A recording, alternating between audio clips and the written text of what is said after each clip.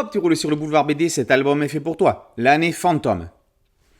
Gilles Colosse au pied d'art est quelqu'un de très puissant. Redouté du tout Paris, il n'est pourtant ni un homme politique, ni un banquier, ni un trader. Pire, il est humoriste. Sa chronique hebdomadaire dans la presse est très attendue. C'est un électron libre. Il est souvent invité dans les médias. Il apprécie la radio mais goûte peu à la télévision. Il n'y est pas à l'aise. À part ça, il a une vie plutôt classique. Une femme, un fils, une mère et une psy. Tout le monde l'appelle Colo, c'est son pseudo d'artiste.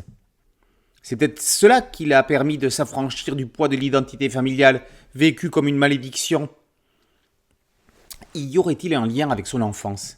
Pourquoi n'a-t-il aucun souvenir de 1986, l'année de ses 5 ans ? Le personnage s'appelle Gilles Colosse au pied d'art. Inversez son nom et son prénom. Colosse au pied d'argile. Toute son instabilité est résumée dans son nom. Sous couvert de son humour, l'homme n'est pas sûr de lui. Tronchet lui a donné l'air d'un type un peu rigolo, mais un peu méchant aussi, une allure un peu défaite avec un nœud de cravate relâché. Il a une certaine élégance dans son costume 3 pièces un peu désuet, avec son large pantalon en accordéon. L'homme n'a pas un abord sympathique, mais lorsque sa cuirasse va se fendre au fur et à mesure que se dévoilera un secret de famille, il va devenir attachant. Comme une coïncidence, cela va se faire au moment où il prend du recul sur son métier, si ce n'est l'inverse. Tronchet cite plusieurs sources lorsqu'il parle de son travail. À l'adolescence, il a compris qu'on pouvait rigoler de choses absolument nouvelles qui étaient plutôt de l'ordre de la dérision. Se moquer des gens, se moquer de tout, des grands thèmes, grâce à Gottlieb qui l'a amené à dépasser les frontières d'Astérix, pourtant excellente référence, en se moquant des gens qui se moquaient, par exemple. Avec Colo, il applique ce précepte à la lettre. Graphiquement, et dans un univers à 1000 lieues, Tardi lui a montré la rigueur du dessin avec la nécessité d'une extrême lisibilité et la simplicité des gueules.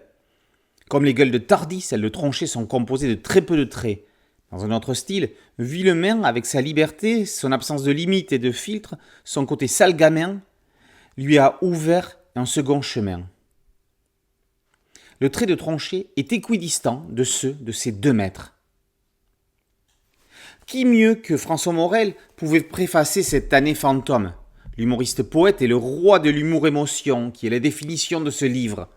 Tronchet écrit avant tout une histoire de famille, celle qui nous forge et celle que l'on façonne ou que l'on tente de façonner, avec les limites qui sont les nôtres.